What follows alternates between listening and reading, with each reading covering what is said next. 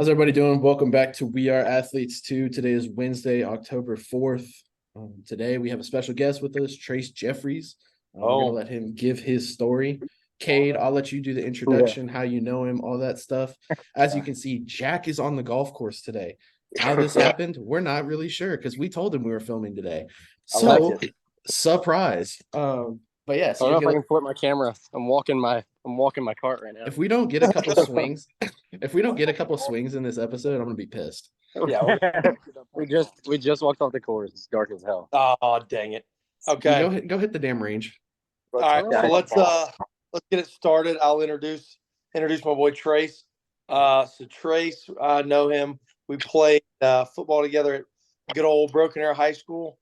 Trace has had a much more successful collegiate career than I had, so I will say that he is BA's finest. All right. So let's see, Trace, you were a year younger than me? Graduated at 18. Yeah, that's right. Okay, so yeah, so Trace was a year younger than me. You play left tackle? You were my left Yep, tackle, right? left tackle. Yes, There you go. sir. Yeah, he was my left tackle. Pretty good little left tackle as a junior. Got good, got real good, got big and strong as a senior. Um, Ended up at Abilene Christian. All right, and then I will let you take it away from there, Trace. Go ahead and you can just kind of tell us from high Hey, Zach. school going from there. Just give us your football story. What's Got you. happening? What's good, man? This doesn't Man, usually don't let happen. Kane We undersell it, apologize. man. No, it's Yeah. all good. No, don't let Kane undersell himself. He was a superstar at Broken Arrow. Definitely QB1. But this high school in ninth grade was just a JV guy, like a third string tight end on JV. Just 6'1", 185 guy. Didn't really play much at all. But then sophomore year, about the same story, about second and third string JV. Didn't really play too much behind some guys who were just obviously bigger, stronger, faster than me. Going into my junior year, so spring of my sophomore year, our O-line coaches was really trying to convince me to come to offensive line. And I kept telling them no, no one wants to block. But so I was really set on being a tight end. Then our strength coach, Coach Ellett, he was doing some spring testing, and we were running 40s on a Tuesday, I remember, and running 40s, I ran like a 5'2". Again, I said I was 6'1", 185. After that, just kind of had to be real with myself, like, hey, no chance in hell am I going to college running a 5'2" at 185 pounds. So I went up to my O-line coach right after that happened, told him I wanted to come to O-line. Remember, we had some half gases after that. And instead of going with the mid group, I ended up going with the bigs. So everybody was like confused, like, Trace, come on, like, you're up. I'm like, nah, man, I'm an O-lineman now. Oh, big now. So yeah, so went to O-line. First year ever playing O-line was my junior year, which was Cade's senior year. Poor Cade had a right tackle that was a freshman, which is really unusual for a 6A school in Oklahoma. And then both of his guards were like 5'5".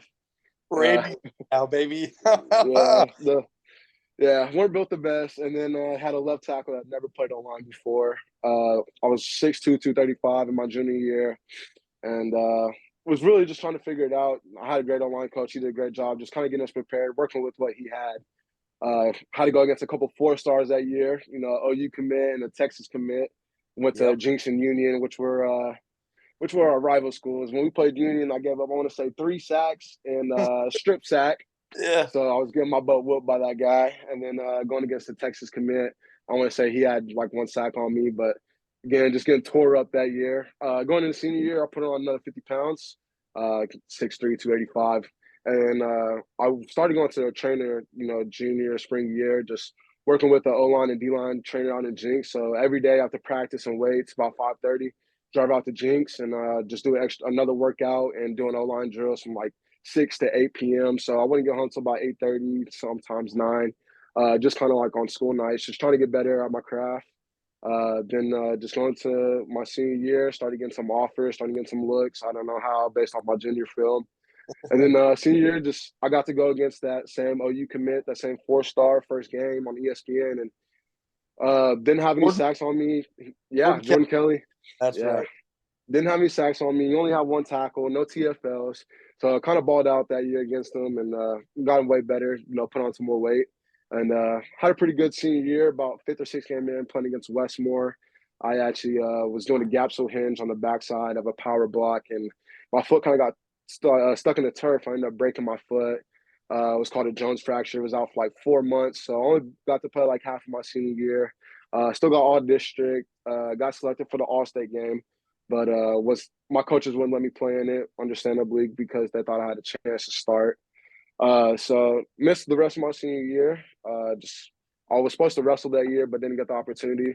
So needless to You say, got to tell them about your brother. All right, let's give some background to Jeffrey's family. So Trase is All-American. Now his brother, go ahead, Trase. Tell him about your brother. So my brother was Trase Jefferies. He in high school was number 2 in the nation at his weight class. He was been a dog at wrestling his whole lifetime. 4-time state finalist in Oklahoma, 2-time state champion. Went on to wrestle at Oklahoma. He was a 2-time Big 12 runner-up, 4-time NCAA qualifier. Missed All-American by a match a couple years. But he's been a dog his whole life. The reason I hated wrestling was just I was always known as Trase Jefferies' little brother. So just kind of a nobody in that sport. But yeah, my brother was pretty damn good at wrestling. So He was a pretty damn good wrestler. yeah, not too bad. And so yeah, I was going to wrestle my senior year, just kind of help me stay in shape. But Abilene Christian, their coach came in and offered me or wanted me to come on an official visit. I didn't have an offer.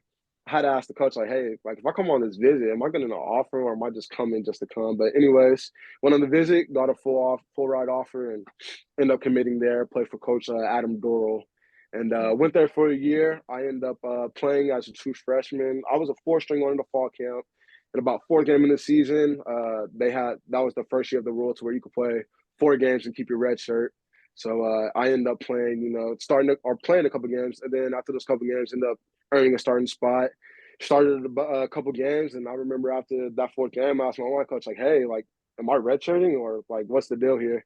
And he was like, "Son, like, you're a freaking starter. Like, what are you thinking?" I'm like, "Yeah." So I ended up starting another couple games.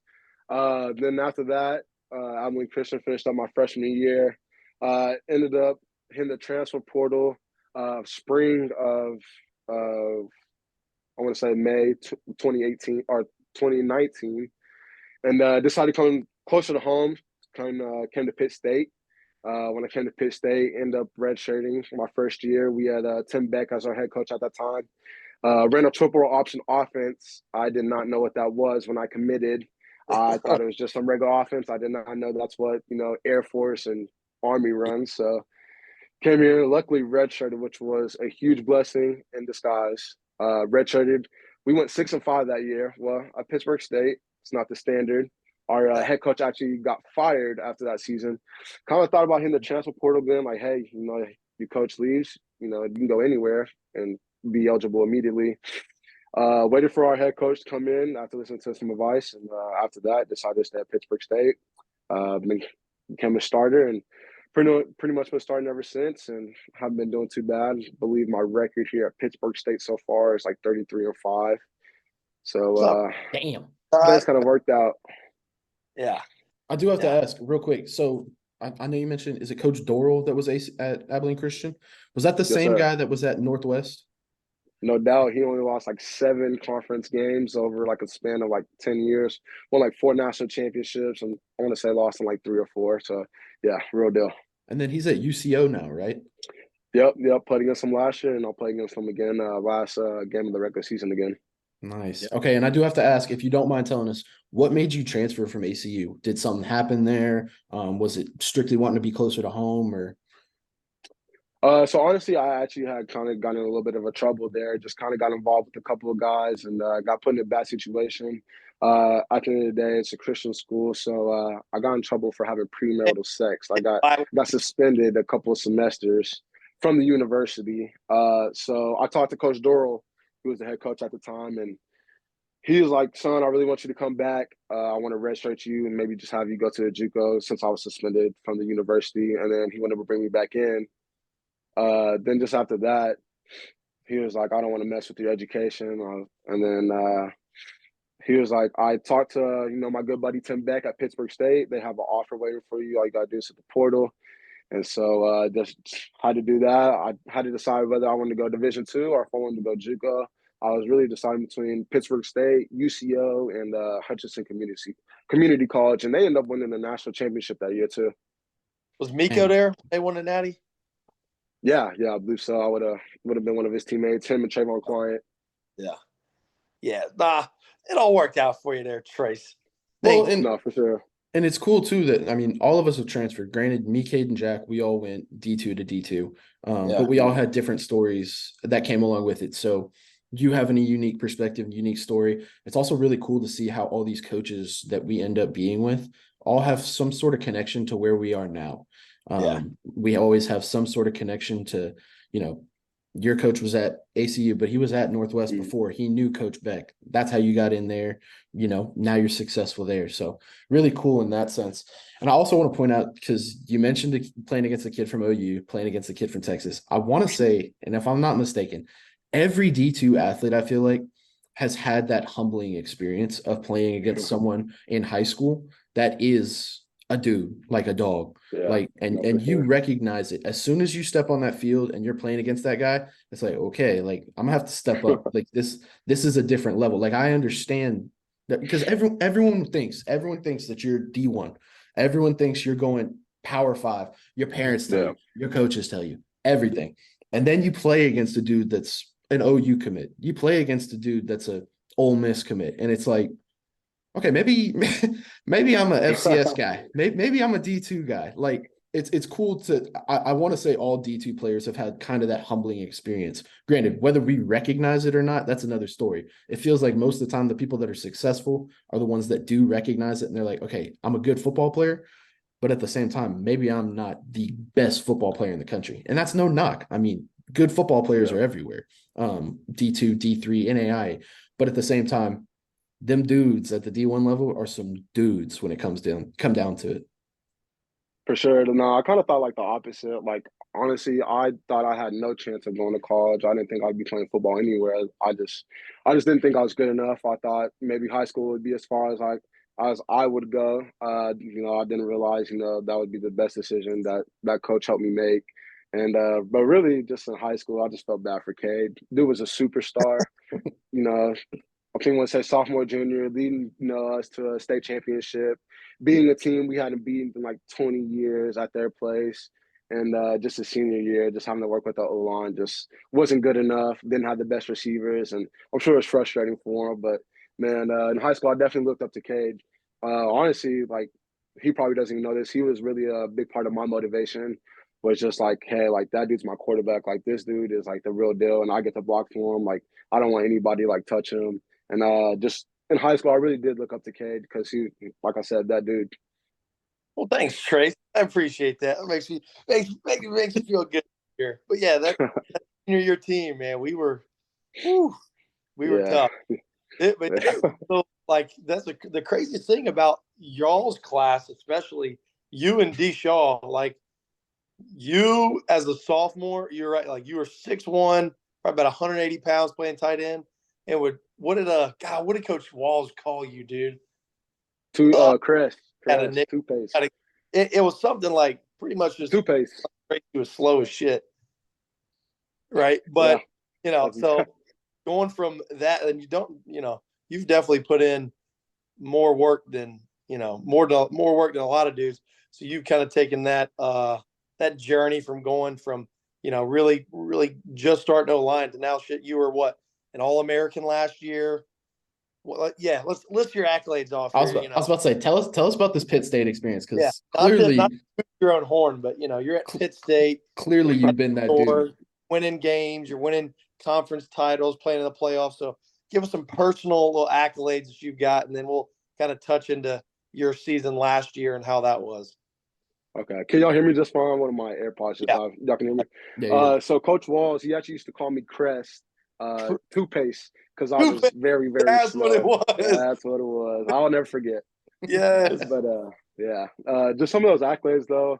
My sophomore season, my first year starting full time, played during COVID, but first full season at Pitt State, I got first team all conference. As a sophomore, I ended up getting second team all region. Thought I should have got All American, but my team only went 8-3. We didn't make the playoffs, missed it by a blocked field goal. But then last year, junior year, I got first team All American on AFC. The American Football College. Can y'all hear me? Yeah, I got Yeah, you. we got you. It's off. It's off now. Oh, now I can't hear you. How about now? Yeah. Now we got. All right, yeah, my AirPods died. But last season, I ended up getting first team all conference from the American Football Coaches Association. Don Hanson committee, they voted me for second team all American. Got first team all conference. Then my team went to the playoffs. We lost second round to Ferris State, who is the back-to-back national champions. Yep. So yeah, that's pretty much as far as last year's give us that. accolades. Like, did y'all fly up there?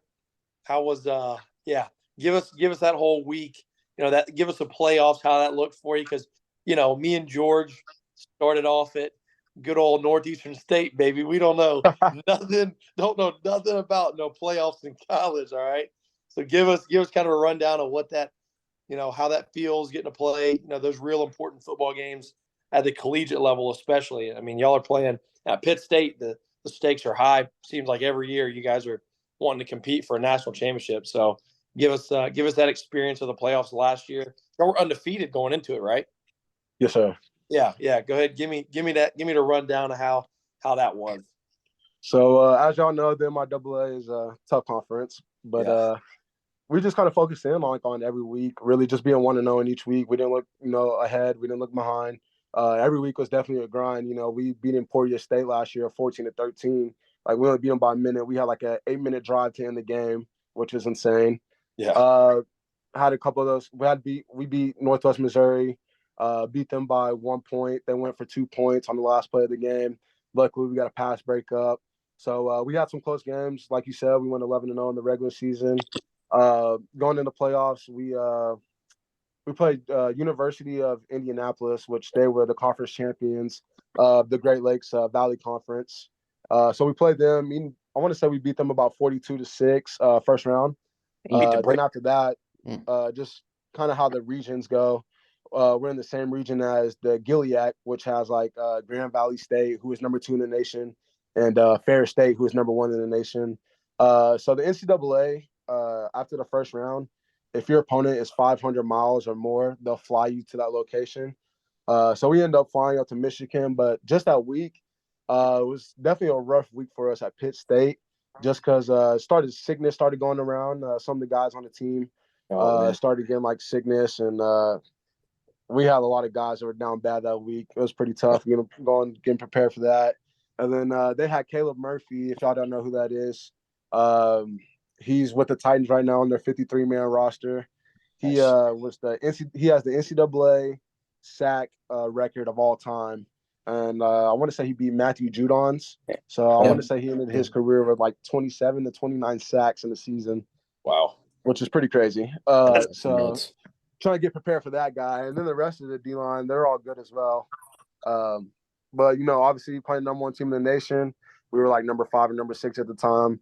Really just trying to do everything we get to prepare, but we got out there, go to Michigan, and their defense was the real deal. I'll say that. I only say we only scored like 7 points. There was one time we got to the 4-yard line. We went 4 on 4th, and we didn't convert. We didn't get 3. We didn't get a touchdown. But that was a dogfight to the end. We ended up losing 14-17. Came down to a last-second field goal. Again, we were down 14-17 at the time, and the field goal was a little right, so we ended up losing that game and end the season. Yeah, that was in the snow, right? Surprisingly not. It felt pretty good that week. It was about like 40-something degrees, but they did have snow on their sidelines from the previous week. And what another thing that's wild with that is I forget that the NCAA will actually fly people out there for playoff games. But again, if you're playing conference games, unless you're playing in that conference with UTPB and them, you're driving every week. I mean, hell, we drove at Northeast. We drove to Kearney. Yeah, I mean, Kearney's a 12-hour drive from Tahlequah. Yeah.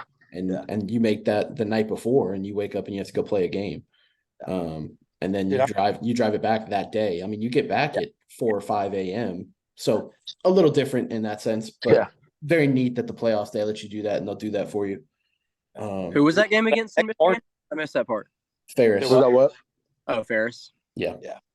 So, I'm dude, back you from remember my golfing extravaganza. George? We go from Tahlequah to Kearney. We leave at like 5:30 in the morning. Yep. We go. Y'all travel the same day? No, so we left. It was Friday. the day before. Yeah, Friday morning, right? Yeah. Friday, Okay. 5:30. We get up there probably about 6 o'clock, do our walkthrough, whatever, play the game. That was the weirdest place I've ever played. The first half, I was like throwing into 40-mile-an-hour winds, whatever. And then we ended up losing just because that's, poor Okay, that's just what they do. Listen, so the year no.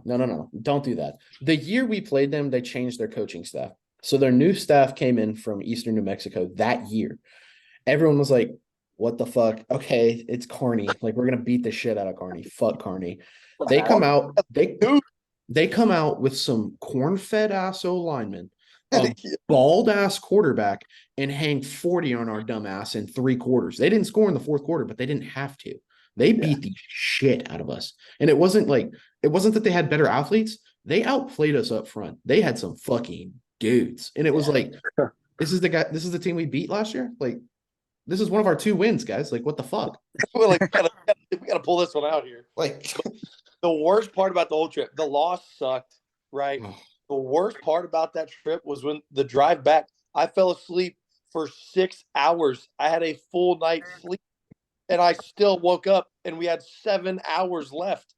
I was like, and you sit there, right? And you're like, I can only watch, I can't watch 4 movies in a row, guys. Like, this is not good.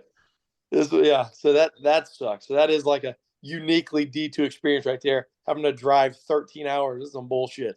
Did you have to sit next to someone the whole time? Yes. Yeah. But eventually you get to the point where like, I'm just gonna get on the floor, man. You can have the seats. Yeah. But no, I thought our end was the aisle to UNK. Yeah.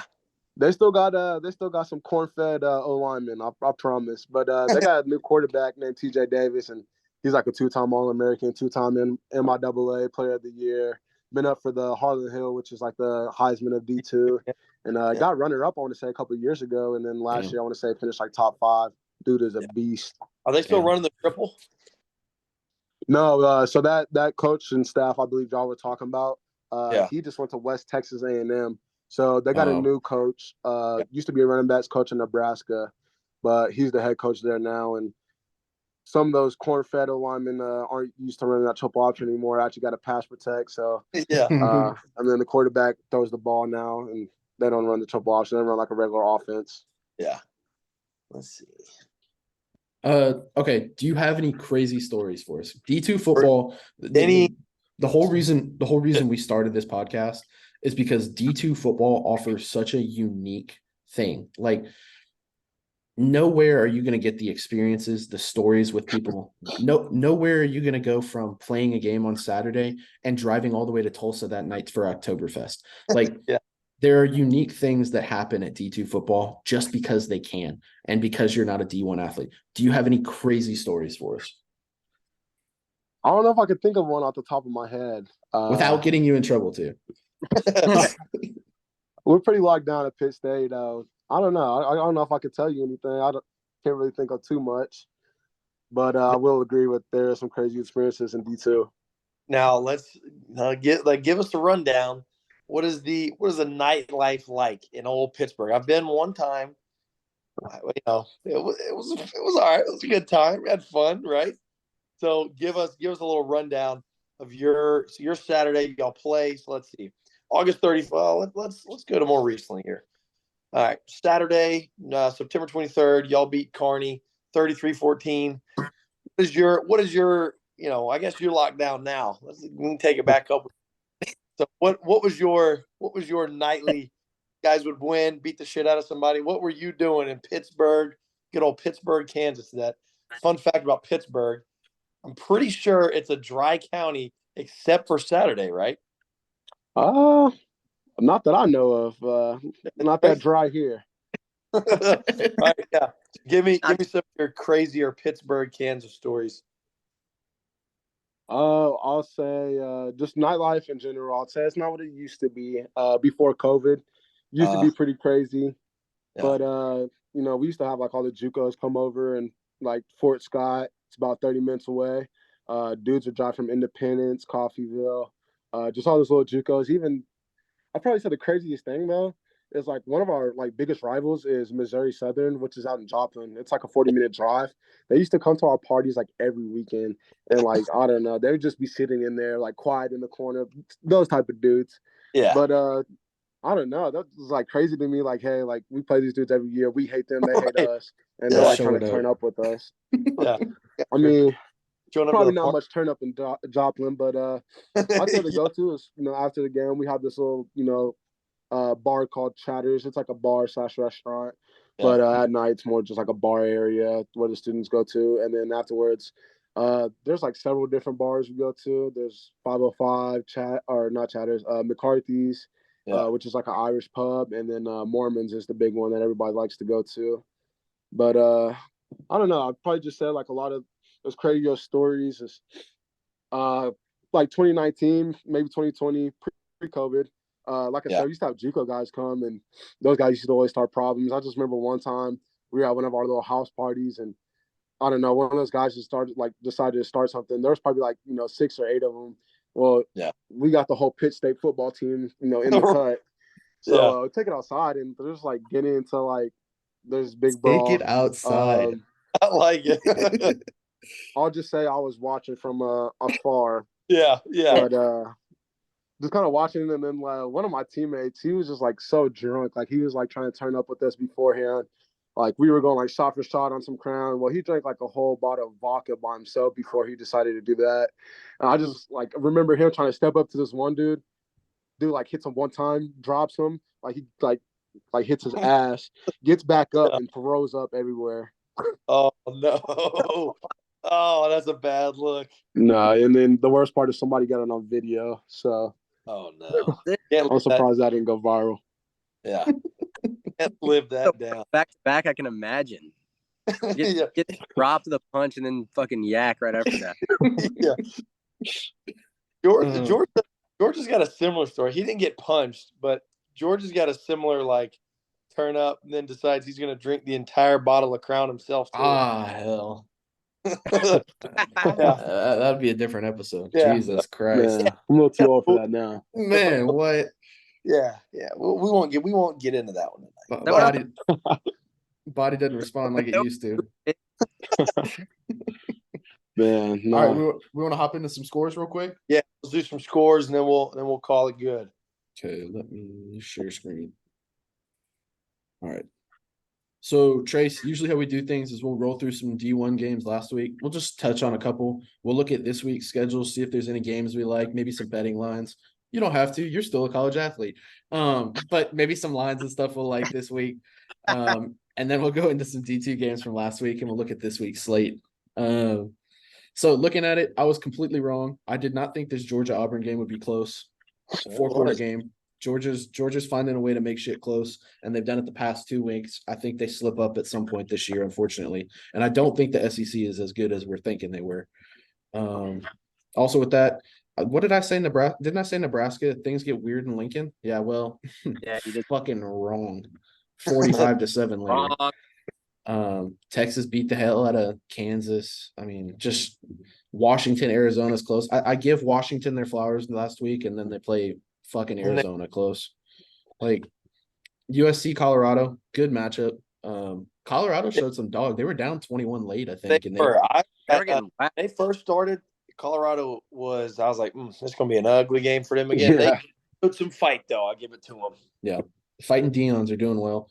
Oregon taking it to probably the worst team in FBS football, Stanford. That's the same team that lost to Sac State. Duke, Notre Dame. Listen, I swear to God, bro, I don't understand what's wrong with Duke. Duke can lose a game by a fucking field goal the week before, and then they come out and beat Duke. They go 96 yards to win the game, and it's always when I have money against them. Like, I don't get it. I don't get it. Alabama, rolling Alabama. Does Ole Miss know how to play defense, Jack? Do you know? I know you were at the game. They're a wet paper sack on defense. We just can't put a full game together. All right, it's either our defense plays well and the offense plays bad, the other Dude, way around. Y'all were down like 8 with like 5 minutes left, and y'all won by 6. Like, what the fuck, bro? Brian Kelly's don't get me started. It just OU beats Iowa State. Florida's fucking terrible still. I'll say it every week. So they lose to Kentucky 33-14. Any other games y'all noticed or y'all saw? Anybody have money on a game that looked disgusting? Buffalo beats Akron. Shout out to the Fighting Uka Essays. Oh, Trase will know Uka. Yes, he will. Yes, he will. So I do, Coach Ook. Yes, sir. Did he still have a stutter? We love Ook, but was he stuttering? Yeah, he did. a little bit. He was a great D-line coach for us. He was. Yeah, he's a good dude. He definitely enjoyed being in a winning program for once. Fuck yeah, he did. Fuck yeah, he did. Because he won in high school, and then we won't talk about what college he went to. But he said he played with Miles Garrett in high school. He did. Yeah. We actually scrimmaged Uka. I didn't know Uka until college. But he played. I think he was the year behind Miles Garrett, or 2 years behind Miles. Yeah. So something like that. We scrimmaged Martin one year for like preseason game, and I'm a tight end on field goal, and I was like, okay, whatever. This motherfucker Miles Garrett lines up across from me, and I said, please, dear fucking God, don't rush. Like, just like, let's play it cool. Like, take one step. He comes off the ball, takes one step hard, and I was like, oh my God. And he stops. I was like, thank you, God. I looked down, I said, you're big as fuck. He goes, I know. I was like, you have a nice career, sir. Go play for the Browns. Did you say you were a tight end? I was our tight end on PAT. Ah, damn. I was about to say, Georgie out catching some balls. Oh, we ran every time we ran that fake in practice, I was open. Granted, we were running it on air, but George is the one calling fire. Not the holder. George yells, fire! Running down Fire! I guess no real other good games this week. No Baylor crazy UCF ones. was pretty close. Yeah. What? Oh my God! UCF ended up winning that, right? Oh my gosh, Baylor won it by 1 point. They were down like what, 35-14 or some shit. Where is this game? Am I blind? It's up a little bit. I think it's probably in the middle. There it is. I got it right here. Yeah. Baylor UCF. Yeah, bro. I mean, that one was nuts. Yeah. No, Baylor's definitely changed in the past 2 years. Yeah. That's a conference game now, isn't it? Okay. Let's take a quick timeout, because Baylor is where this rape allegation thing started. So let me stop sharing real quick. We're going to talk about this. We're going to go FaceTime for this. Let's talk about Trevor Bauer real quick, just as a group of men. I like that. So cool little segue. Baylor was very good under Art Briles. Very fucking good. And then RG3. Yes, RG3, Sean Oakman. And then I saw RG3 a couple nights ago, actually. Wow. That's tough. Speaking of. Look at this guy. But again, Art Briles, no real. I mean, every D1 coach is going to have their baggage that comes with them. Not really anything crazy. Respected, well respected. Then the whole Sean Oakman thing happens. Now, I don't know the full story. I'm going to piece it together based off memory, but it was supposedly a party, and I want to say it was a girl or 2 girls that came forward and said that the Baylor football team players had raped them. They do the investigation. Granted, this is a little bit before cancel culture, so everyone took it very seriously, because when you hear allegations like that, you think, oh my God, we're always going to – the first instinct is always to side with the victim. and it's unfortunate, but it is true. But you do have to respect due process at this point in time, because look at what happened there. Sean Oakman was proven innocent on all charges, but she essentially ruined his career. He was untouchable in the draft. He missed out on millions. He would have been I don't want to say first, but maybe a second or third round pick. Like, dude was a good football player. Was he the best ever? No, but I would like to have seen him at least get a chance at the NFL. Like viral at that time for that picture. The rolled up shirt. You know what's crazy is Myles Garrett. Myles Garrett was built like that in high school. So I believe it. But again, that killed the Baylor program, because Art Briles was forced to leave, forced to resign, because it looked like he was covering it up, which he wasn't really covering up anything. They didn't have any knowledge because it didn't really happen, which leads me to my next point. This whole cancel culture thing. Trevor Bauer came out with a post a couple days ago, basically giving us facts about the case. It was reported, was it 2 years ago now, that Trevor Bauer had supposedly beaten and sexually assaulted a woman. And the direct quote from her report was, he punched her in the pussy. Again, but this it comes out and you immediately side with the victim. You think Trevor Bauer is a sick fuck. Like, as a goddamn monster. How could you ever fucking do something like that, you sick bastard? And then he comes out with this video a couple days ago that basically says, that's not what happened. She literally was texting her friends talking about, secure that bag, go get your money. Like, you know how fucked that is? Yeah. Like, so because you got to think, dude was going to be probably paid in that same ballpark range as like Scherzer, like $43 million a year, right? And then the top dogs then. And it's not. He was at. I don't want to say he was at the pinnacle of his career, but he was probably he was closer to the tail end of it. But with that being said, you're pitching for the Los Angeles Dodgers, and I think you're their number 2 or 3 behind Kershaw, and Walker. Walker. I mean, they had the best. They had the best rotation in the league. And close. You have a fucking staff there, and all it takes is one allegation. So, men, guys, if you're listening, be careful, protect yourselves. Know who you're messing with. Do your research before she looks good. Just make sure you know what you're doing. Off my soapbox, I had to mention that. Shout out to Trevor. Those situations are iffy. You just, say you side with, kind of like the Tory Lanez situation. Made the Stallion, a lot of people, side with Tory Lanez. Well, turns out he's actually guilty. So, that's a bad look on the people, that might have sided with him. But I think the best thing is just try to keep yourself in those situations. Obviously, it's unfortunate for those guys. I definitely lost out on a bag and millions of dollars because of that. But, yeah, those allegations can definitely make you look guilty in public eye perception. So absolutely, and especially as a high profile athlete, it taints your reputation. Whatever job you're looking for to get, because unfortunately you've missed out on those millions. If you are looking for a job, it still follows you, even if you are innocent. Those allegations are going to follow you wherever you go. Yep. Off my high horse. Sorry, we'll go back to some games. I had to touch on that. We're just giving out some wisdom on the pod, man. This is good stuff. We're hitting all of it. Dudes just being guys. Exactly. Arkansas State. I'm currently in Jonesboro. These motherfuckers have won 4 in a row. Bro, George. We have a conference up here for so in admissions, there's a thing called Arc Acro.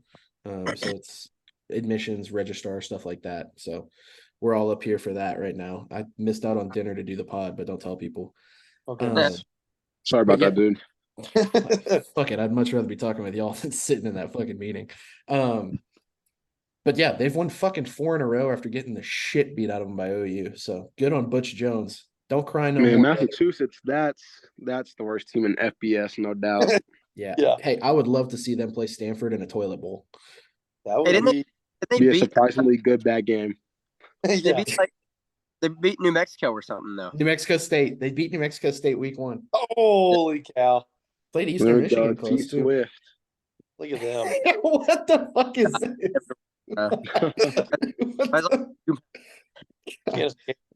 Bro, you know what's crazy is good for her catching her bag by dating Travis Kelce. Now that she can finally get some publicity of her own.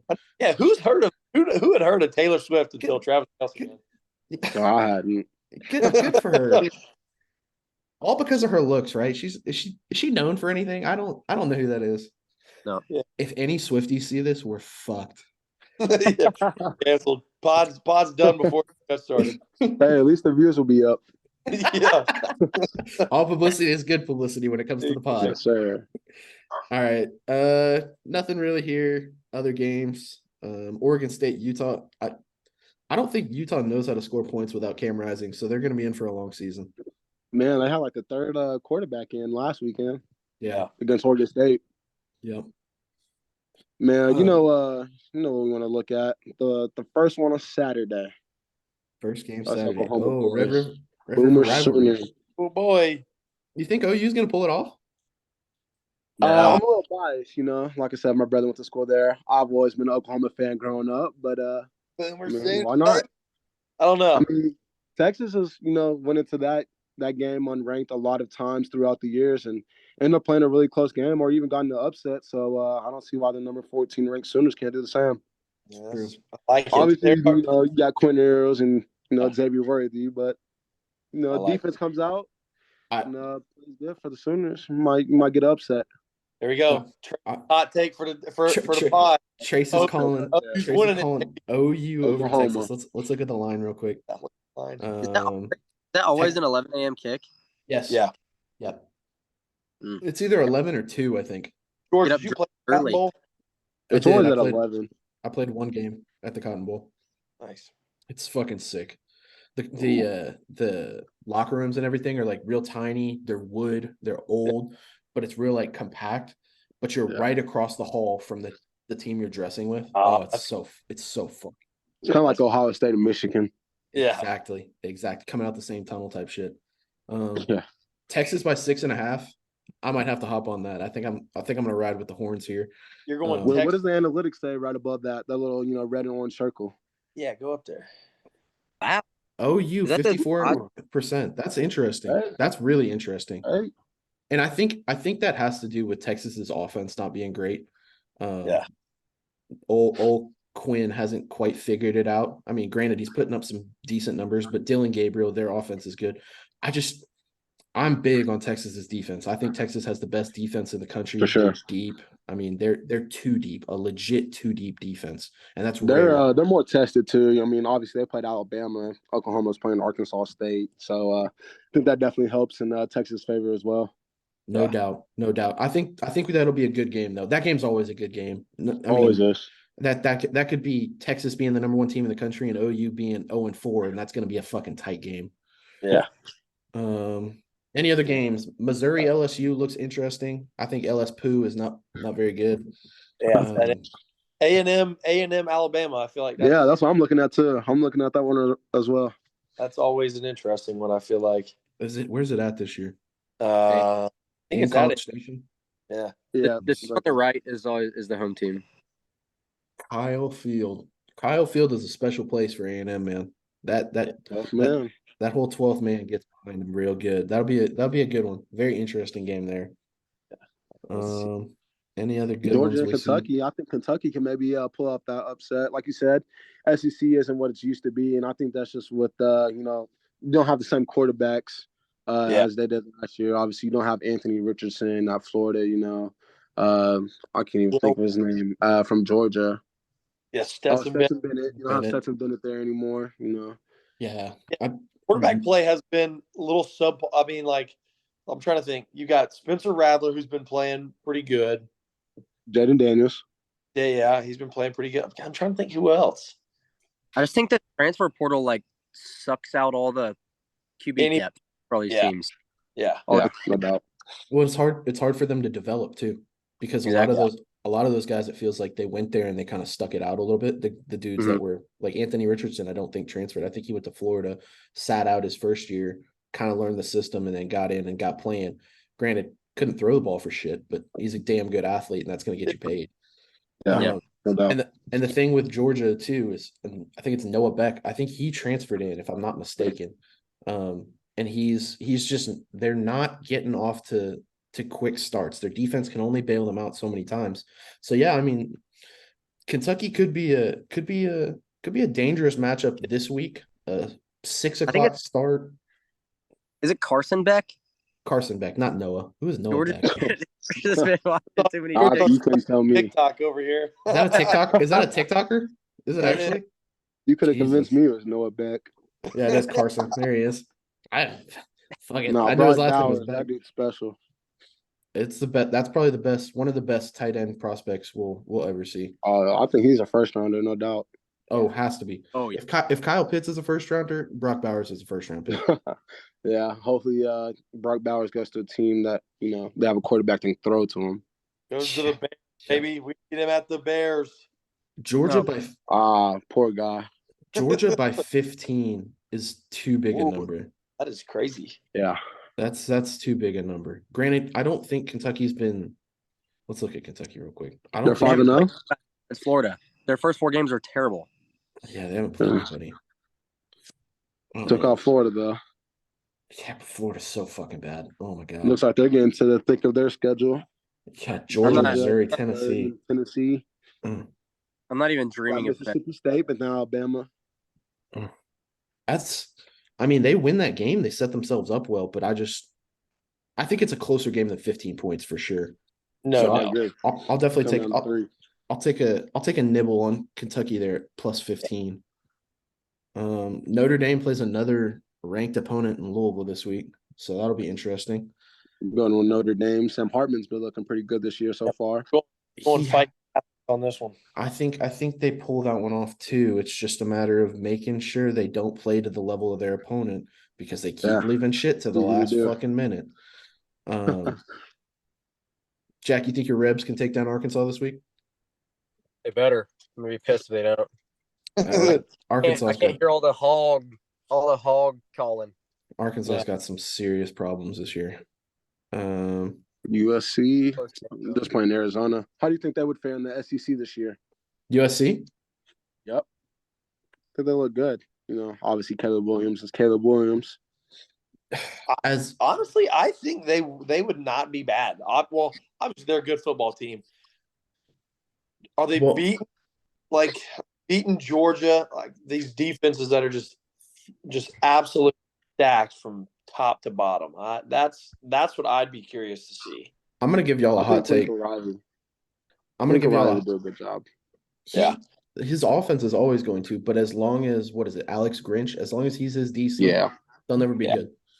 I'm gonna give y'all a hot take. I think USC is the 3rd best team in the Pac-12. Ooh. Y'all wanted to. I will take. I'll take Oregon Utah with 1. Cam Rising. I'm taking Oregon 1, and I'm taking Washington 2. USC 3. Michael Penix. Penix is a sneaky Heisman candidate. Yeah. No doubt. And Definitely a dark horse. He's already had a drop-off game against Tulsa this year. So I'm very intrigued to see what they do.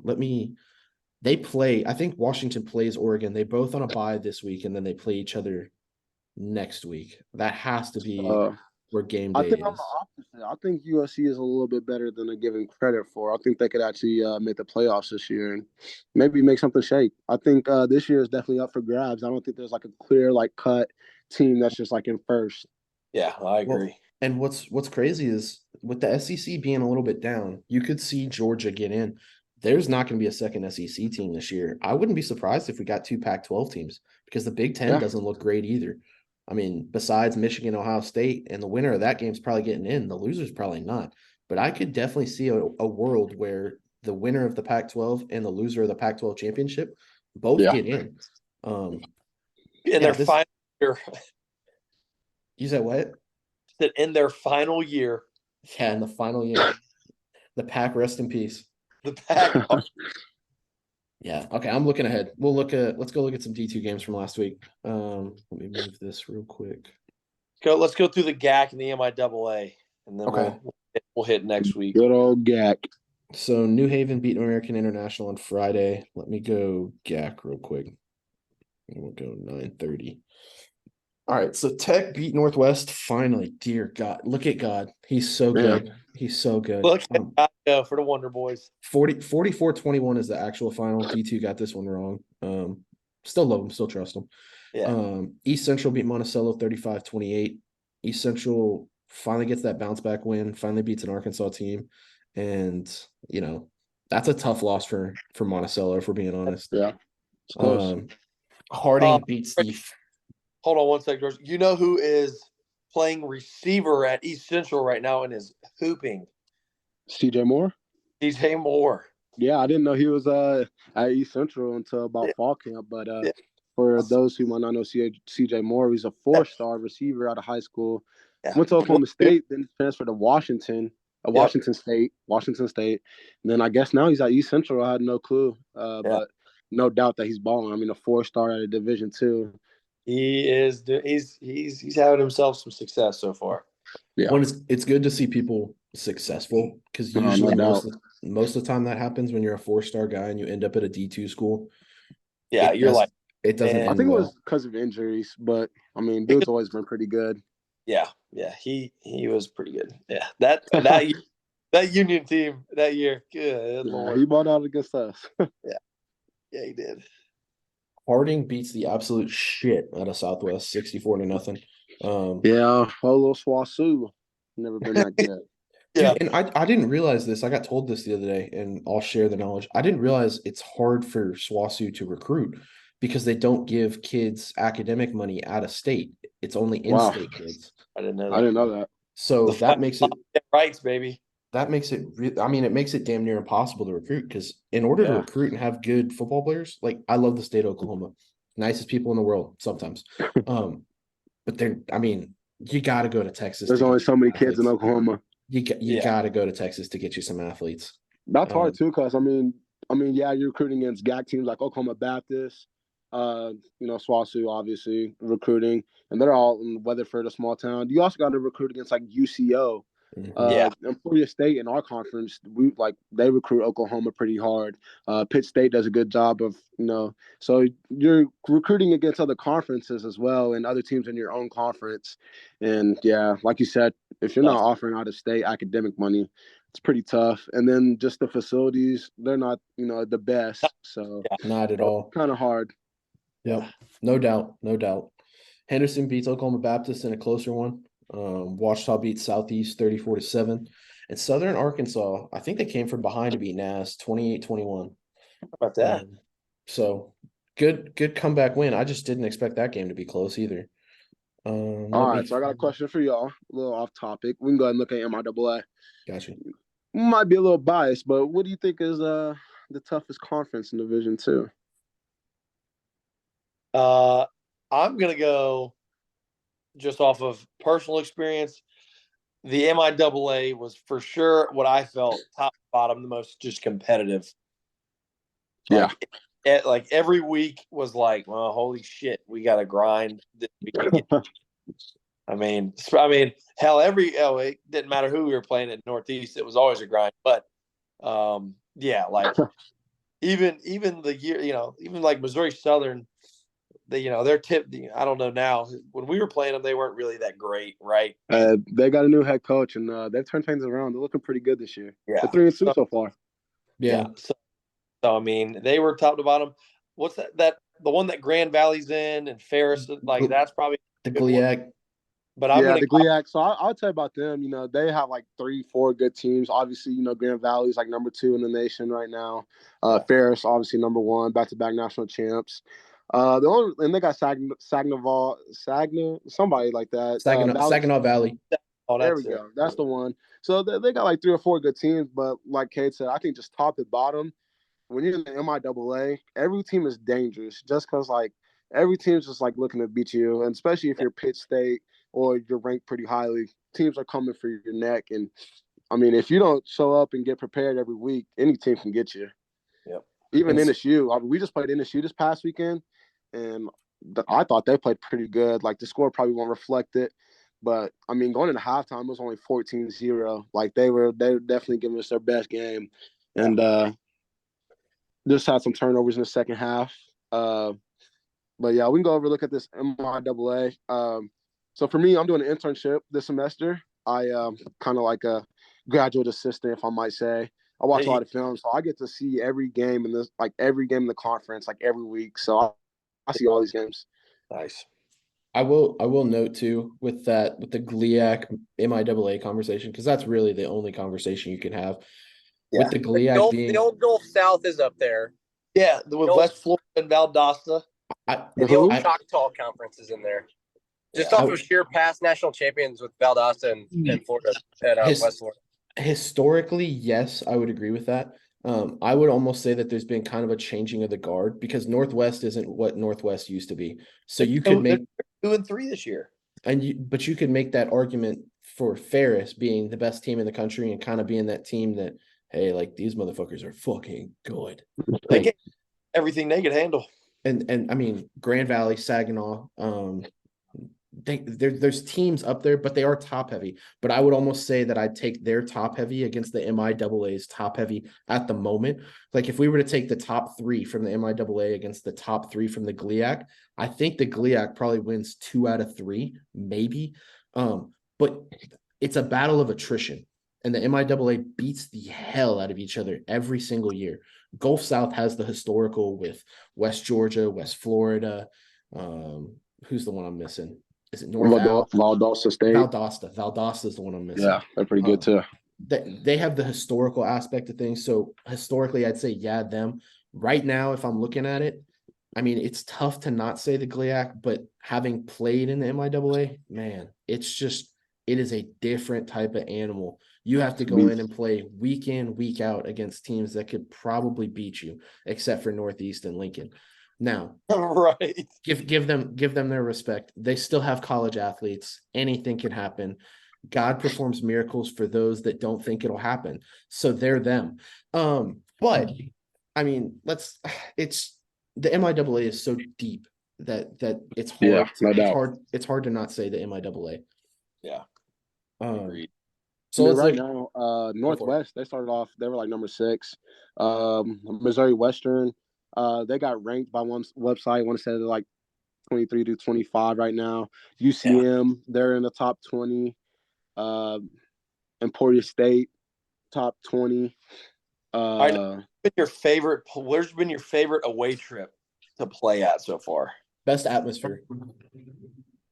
I'd have to give it to Northwest. I played there a couple of years ago. First and foremost, I'd probably say they're the only like visiting like place, like stadium with like a big size like locker room where they're, like there's enough space like spread out. You gotta walk up the damn hill. And then when we were playing them, it came down to the last drive.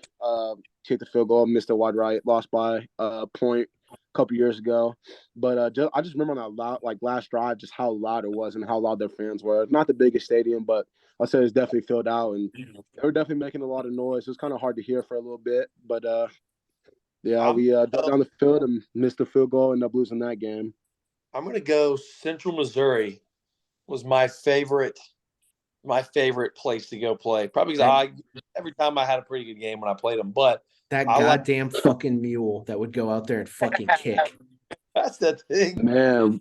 So they do the same thing, obviously, but that mule like took a little poop on their field this year when we played them a few weeks back. Yeah, which is funny because that happened at Fort Hays a couple of years. It was our last regular season game, and at Fort Hays they had like the little horses on the field. You know how like the American flag, state flag, and the horse takes like a dump on the 50-yard line on the numbers right before kickoff. And we got one of our guys that, like, he's literally standing in it because he's on kickoff return. Oh my God. We had a guy named Dallas Flowers, plays for the Colts, starting corner before he just got injured this past weekend. Takes it back, first play of the game, right through that pile of horse shit.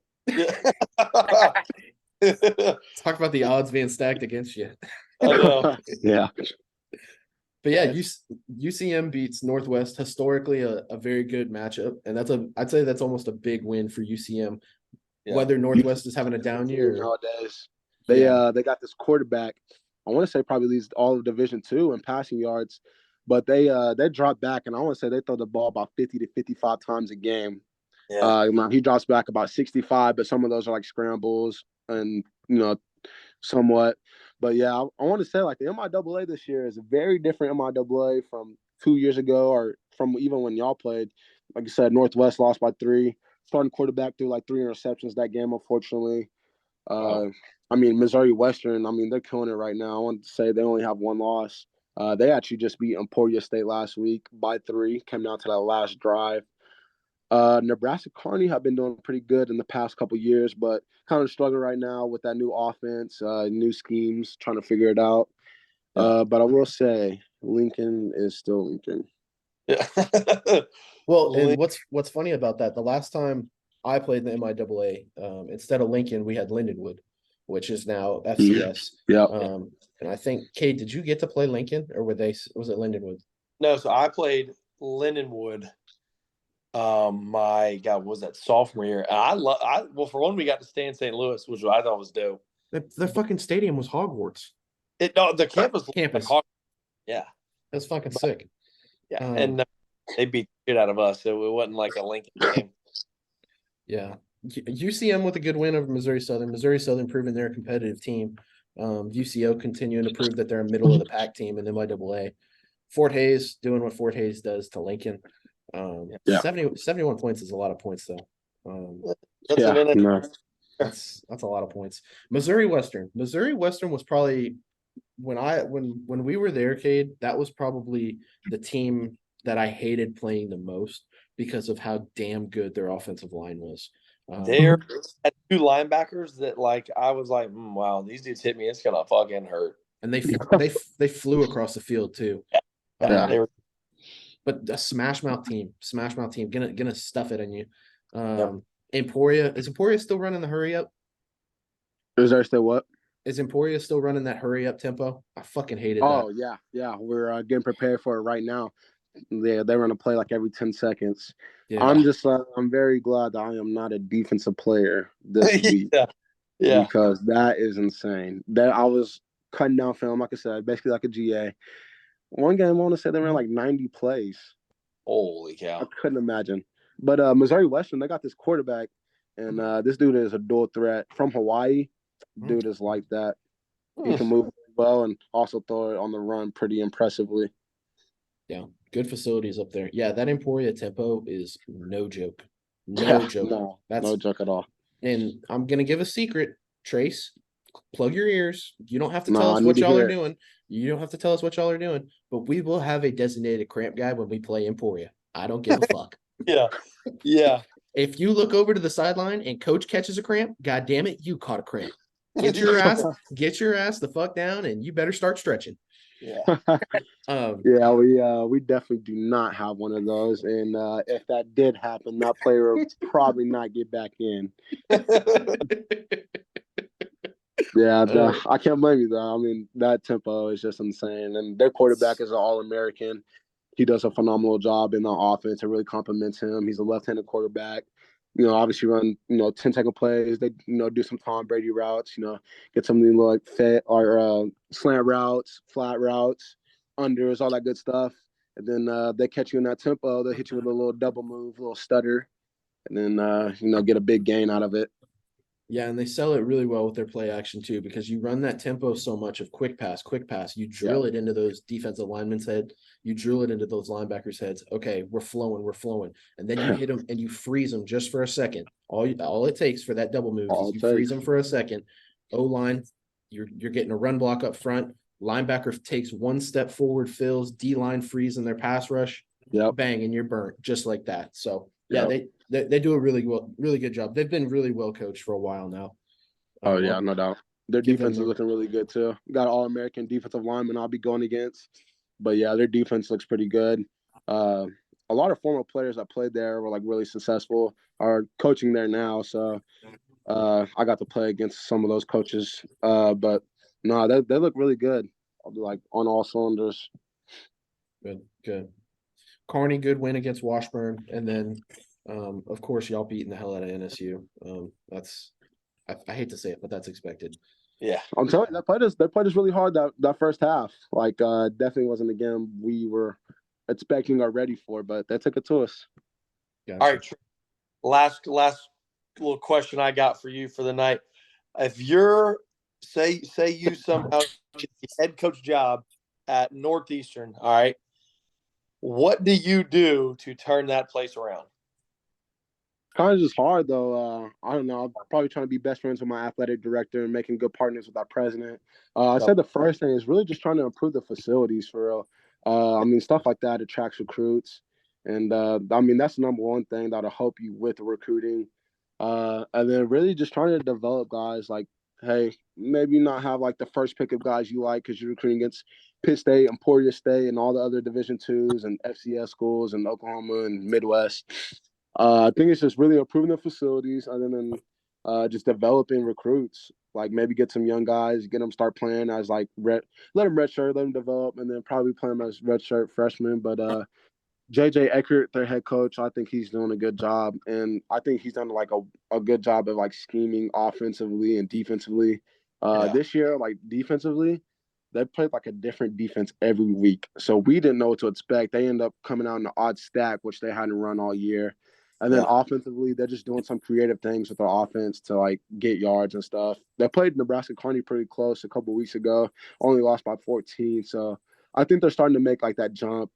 And then I think it's really just finding the right guys, having the right people, and just building that culture. Culture is a really, really big thing, which we're blessed to have at Pitt State. But yeah, I got to build that culture, the facilities, and then it'll attract the recruits and the rest. I like it. All right. And one more thing for me. All right. I know you talked to Coach Harper about it. But if I get back that way in Oklahoma, you're going to come coach O-line for me. All right. Hey, no, I graduate in December, and I really want to go to McKinney, Texas, where Coach Harper is, and go coach for him. But yeah, I'm definitely open ears. Coach, I can't think of his name right now. He was my OC my senior year. Your junior year. Talking about Nolan, Coach Ryan. Yeah, Coach Nolan. I couldn't think of his name. He's at Fort Gibson. He's the head coach. He's been trying to recruit me over there to go coach. Yeah. And I mean, it sounds a good opportunity. So if you come to Oklahoma to get a head coaching job, hit me up. I'll be down to coach with you. I will for sure. I'll leave you with one more thing. Okay, well, one, I'll give you a fact. Go to Prosper. Don't go to McKinney. Prosper is the place to be right now. Go to Prosper. If you can go to Melissa. Yeah, McKinney is undefeated right now. Yeah, their defense is insane. They're not going to win state, I promise. Prosper. I don't know. They're a dark horse this year. Not gonna happen. I promise. DeSoto and Duncanville still exist. We're good. Pretty good. Okay. With this, I know we just talked about coaching, what you would do at NSU. That's a damn good question from Cade. We've talked about it on the pod. Do you believe in Deion's philosophy that he's kind of instilling right now? As far as just like getting all these transfers? I wouldn't say necessarily transfers. Yes, that's part of it. But getting guys to buy in. Getting guys to buy into your program. Like you said, Pitt State has established a culture. I would say Colorado had a culture in the 80s and in the 90s, but I feel like that's the big thing that Deion is doing. He's instilling that discipline, that culture, that buy-in to the program. I mean, when you walk into a team meeting and say, hey, y'all sucked last year, and if you're not going to buy in and do it our way, then it's the highway. Yes, it's a little bit like, holy shit, this guy's kind of a fucking dick. But at the same time, like, I mean, you're setting the standard and you're changing that culture, whether you know it or not, in a way. Yeah, I think just from the outside looking in, as far as like people that maybe didn't play college athletics, you might think like, yeah, this dude is a dickhead. But I think I respect it, honestly, just because like he's being upfront and honest. Like some coaches, they might tell you what you want to hear. Not Deion. He's keeping 100 with you, and I mean, he's just establishing his culture from the jump. And I mean, obviously, like if you can't take that, probably not supposed to be there. But I mean, I think he's done a phenomenal job just bringing in recruits. And I think what really surprised me about Colorado is just like you're having like 2/3, like 3/4 of your team are like transfers, are new to Colorado, and just getting them to like connect and gel and just getting that team chemistry right. And going out there and upsetting a top 25 team in the nation, first game of the year. I think, Coach Sanders is doing a phenomenal job. Obviously, he's getting some hate for it for the way he's doing it. But I think just most don't understand that, not all college coaches are just going to keep up 100% with you in real. But I mean, I'm a fan of it. I think he's doing a good job. He's only year one for a school that was like 1-11 last year. they've already surpassed that. I mean, they lost to USC by like 7 points, the number 9 team in the nation. So they're a dangerous team. And I think as they get better in the trenches, just like offensive line and defensive line, they'll be a way bigger threat. And I think when you look at Colorado in about 4 to 5 years and, Deion's bringing in his own guys, it's kind of hard when you're a 4 or 5-star, one of the greatest players of all time, and saying, hey, I want you to come play for me. Kind of hard to say no to that. So I think give them about 4 years, Colorado's going to be even bigger and better. Definitely agree with that. Definitely agree. You see any upsets in the MIAA this week? Happening this week? Yeah. Let me take a look. I think Missouri Southern and Fort Hays. I think that'll be a really good game. Missouri Southern, I want to say is 3-2. I want to say Fort Hays is 4-1, which we're the only team that's beat them so far. I think that's a really good team. They're both good teams this year. I don't know. I don't know if I could even pick one on that. I think UCO, I think they have the opportunity. Coach Durrell, coached me at Abilene Christian. Like you said, he's at Central Oklahoma now, playing against his alma mater where he walked on, became an All-American at. Was the head coach before the head coach there now, so I'm sure he understands like how that team operates, how that defense, offense operates. So I think he has UCO, their record 2-3, but they're still a dangerous team at the end of the day. Besides that, I think the game of the week, really in Division II, honestly, might be Pittsburgh State and Emporia State. We got a big time matchup, no doubt. Yeah, I think it has to be y'all. That'll be a good one. Yeah, no doubt. Luckily, we're playing in the jungle though. There we go. Big. That's big time. Yeah. Yeah. How was y'all's experience? I'm gonna be the interviewer now. How was y'all's experience in the jungle? So I never went. George went. I didn't go. Oh no, I was there. I was there on a visit watching B. Frank his freshman year. I went. That was 2016. So they played down to the wire. But that place I thought that place was sick. I was like, man, this place is awesome. Like the atmosphere, probably close to none, right? There, I can't really think of any other. UCM's good. Fort Hays is good when they're pretty good. That place was rocking when I went. But I can't really think of many places in Division II that come close to the game day atmosphere that you guys have got. Did you get to see the Gorilla Walk? So yeah. So I went up watching like that stuff. Like that's legit. That's a legit college football feel right there. Yeah. So that's cool stuff. No, but y'all have definitely got a, probably one or at least top two, best game day. Yeah, we're up there too for sure. And it's definitely a historic thing too. Like everyone knows that when you go to Pitt State, it's going to pack out and it's going to be loud. I didn't get to go. They went my freshman year when I redshirted at NSU. And that was the last time it was close. I think they beat them in overtime. But yeah, the guys remember they came back and they're like, damn, like I can't believe we kept it that close there, because that's such a tough atmosphere. Yep. But yeah, watching Coach Ukwa played in that game. He did. If I'm not mistaken, he played the first snap. Yeah, he played. Okay. I'm telling Uka's story here. Yeah. He played kickoff, got his shit rocked, like fucking destroyed, and tore everything in his knee.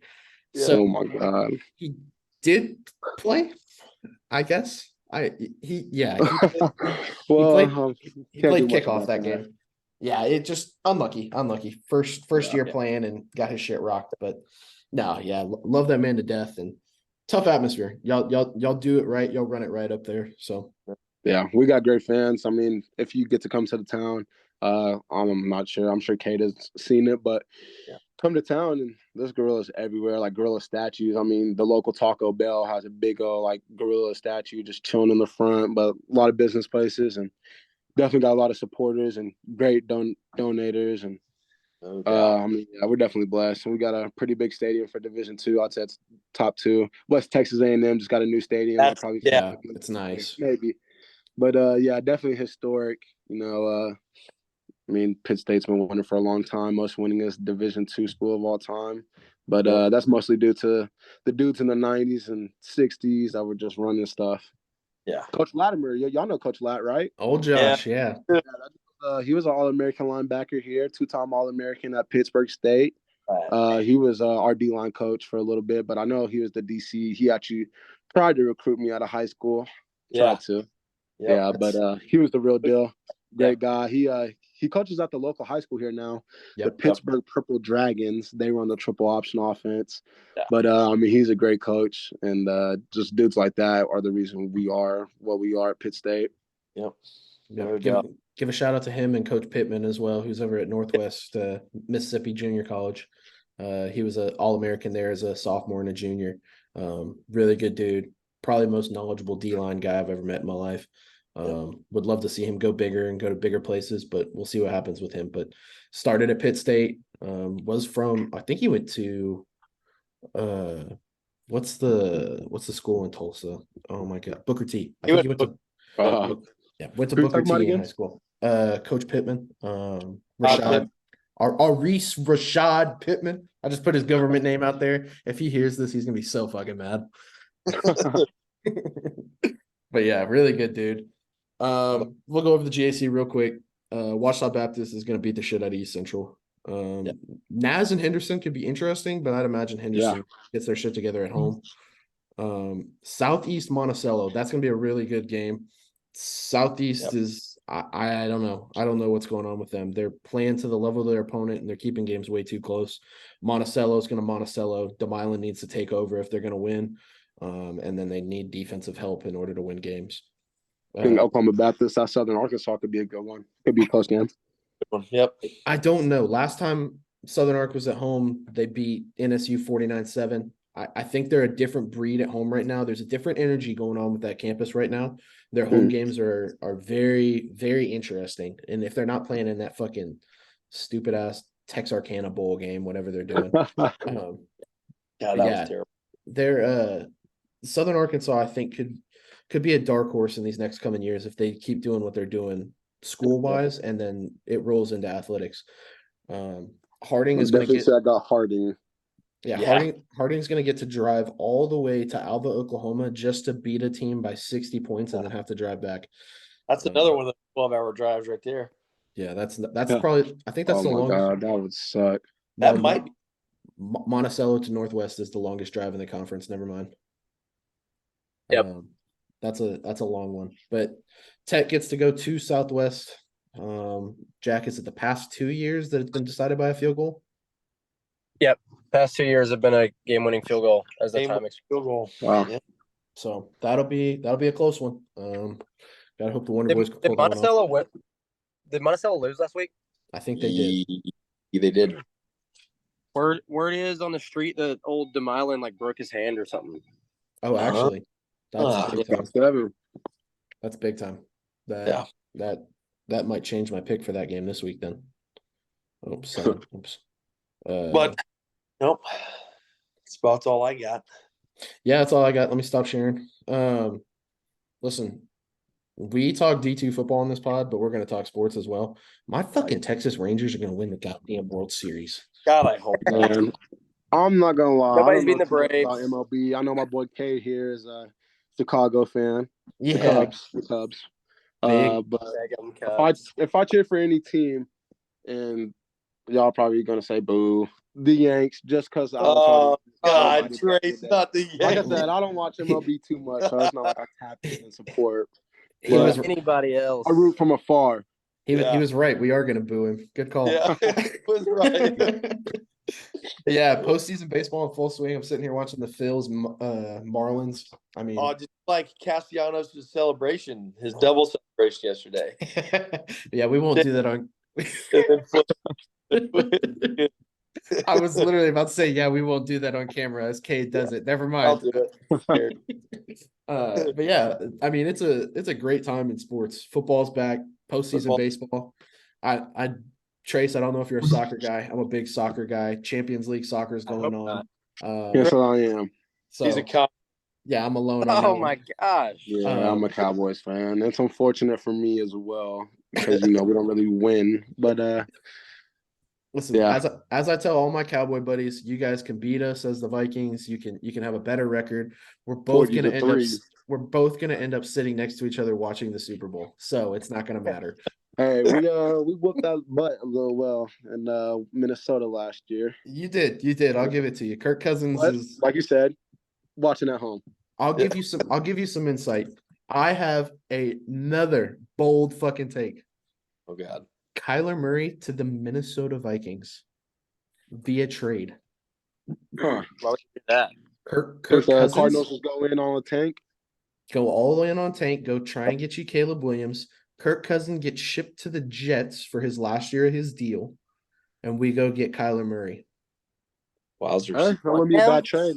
Kirk Fucking Cousins fun. isn't doing too bad though, but yeah, not the best start for the Vikings. 1-3 right now. Our only win is against the lowly Carolina Panthers. Well, at least you're not a fucking Bears fan. Yeah. Bro, y'all got. I mean, y'all got referee. problems. My teammate tight end. He's a Bears fan. Him and his brothers. He's an All-American tight end here as well. He's a big Bears fan, and rough. It's rough for y'all. I feel bad. Yeah, one of his little brothers came in wearing like a brown paper bag and said "sell the team" to our team meeting last Sunday. Yeah, that's good. But yeah, as far as sports go, I'm really just Oklahoma City Thunder fan and Dallas Cowboys. Respect that. Big Thunder guy, me too. But I am. Yep. Thunder is not too bad. You got nothing else? We're good. Good. Jackie boy, you got anything? I'm good. You'll be here next week, right? Yeah, on Friday. I was gonna let you know I got that Friday off, so we're going golfing, baby. There you go. I'll be playing the Somerville Green Wave on that Friday. So who you got this week, right? 4-1, right? Who you got this week? We are 5-2. We've got Ashley Ridge Swamp Foxes. Are you coaching high school up there, kid? Yeah. I didn't know that. That's dope. Yep. See, I was at the Citadel last year. Got into high school this year. So yeah, it's been fun. The teaching is interesting. It's fun at times. Are you inner city? No, so I mean, no, it didn't inner city. It didn't like Jinx, right? It's like a union, right? It's like a union. It's kind of close. Okay, union. That makes sense. I got you there. So now we ain't as good as union, right? You know, but we're getting there. Not yet. We got Ashley Ridge this week, so we've got a big one. We won last week 65-0 last Friday. So not too bad. Beat the hell out of the Stabbers. Yeah, the Stall Stabbers, baby. So yeah, Trace. Last week we played Stall, and Tuesday there was a stabbing at their high school that they didn't practice but a day last week. So I felt bad, but I wanted to get the I wanted to score 70 points. But not your fault. Out of their control, but yep, exactly. Hey, what the fuck is a swamp fox? What the fuck is that? It's shit. Fuck. The fox is hanging out the swamp, baby. That's what it is. Yeah. Oh my gosh. Same. What's a green wave? Hell, I don't know. A wave is green. I guess we're just gonna be. Listen, we were the Wonder Boys. We can never make fun of mascots, but yeah, a swamp fox, I think we're reaching. I kind of like swamp fox. I'm not gonna lie. It's some like history, right? So like Francis Marion, you know, I'm a history teacher. I'll give you some history background here. Nice. So Francis Marion, American Revolutionary guy from down here. So the movie The Patriot is based off of Francis Marion, right? So and his nickname was the Swamp Fox. So that's where you get it. Very nice. Yeah. Yep. You know, educate all. This is why you listen to We Are Athletes too. Exactly. See, we gave out wisdom today, and if you didn't know it, Francis Marion, aka the Swamp Fox, boom, American Revolutionary hero. Boom. Bang. All right, we appreciate y'all listening. We'll have another episode next week. We'll have another guest next week. We'll work on who that is. We'll discuss internally and figure out who that is. That way, it's a little surprise. Trace, really appreciate you coming on, man. If you ever need anything from us in the future, you're like family to us now. So appreciate you for coming on. Best of luck this week. Go whoop that hornet ass. Yes, take it to them fucking stingers or whatever they are. We'll try our best, man. Appreciate y'all having me on. This was a big time. It's cool to chat it up with you guys. No doubt. Absolutely, brother. All right, we'll end it there. Y'all have a good one. We'll see you next week. God bless.